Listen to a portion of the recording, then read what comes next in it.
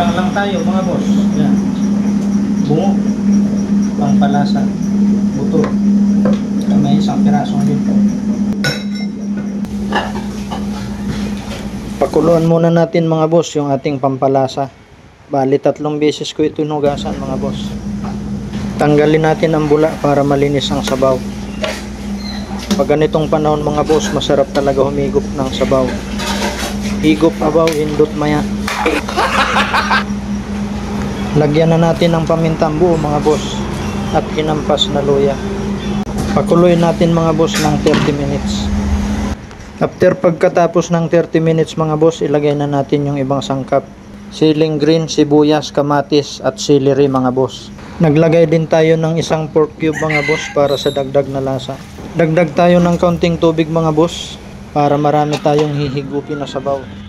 Sunod na natin yung ating gulay mga boss. Paunahin lang natin ang kalabasa at okra dahil matagal maluto ito.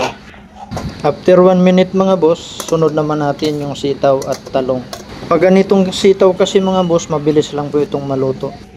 Takpan uli natin mga boss at balikan natin sa tamang panahon.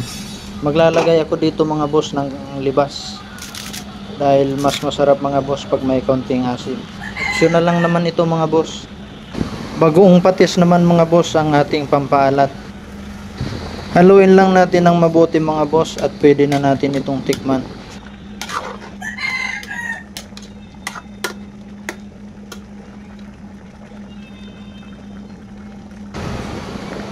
Dahil okay na ang lasa niya mga boss, ilagay na natin mga boss yung ating panghuling gulay.